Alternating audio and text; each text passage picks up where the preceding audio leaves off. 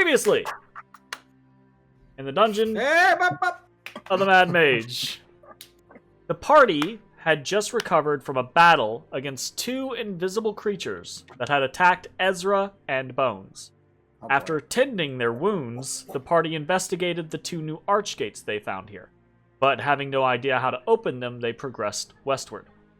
Here, in a hall that looped back in on itself, the party heard a giggling voice and the sounds of footsteps ahead of them. When they investigated, they were unable to track down the source.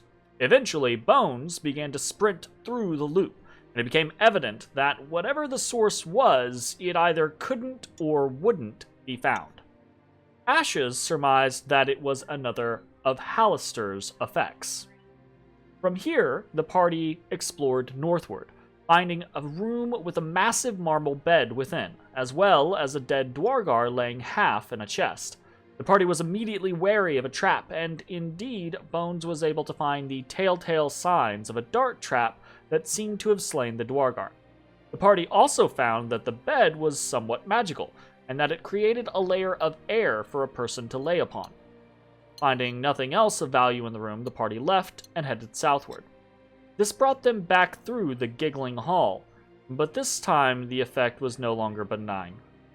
A wash of energy surged over the party, exhausting all but Ezrah, I think. Yes. Still deciding to press forward, the party continued southeast, and found themselves in a room with a large pipe organ, some copper drums, and a brass tuba. There was also an archgate here, but before anyone could inspect anything, Bones heard the sound of movement nearby.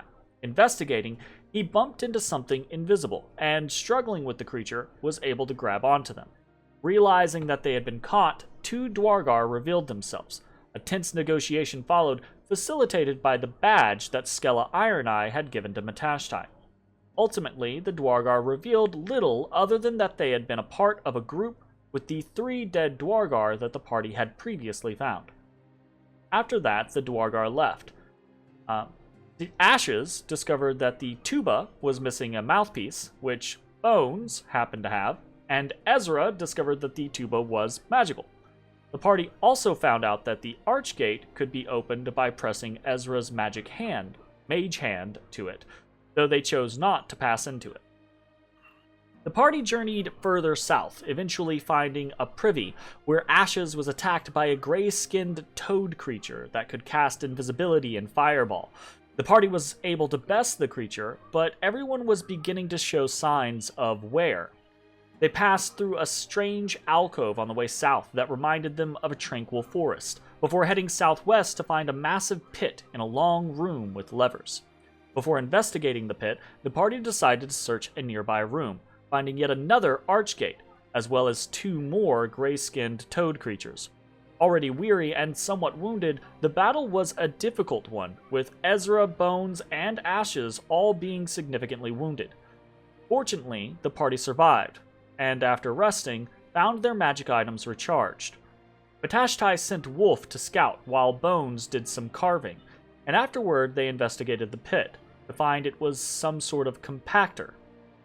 But when Wolf didn't return, the party reached a point where they had to decide what to do next. Hey everybody, thanks for watching. If you enjoyed the video, consider leaving a like, commenting, or subscribing. It really helps me out. If you'd like to see me live, head over to my Twitch at twitch.tv/thedistanthorizon.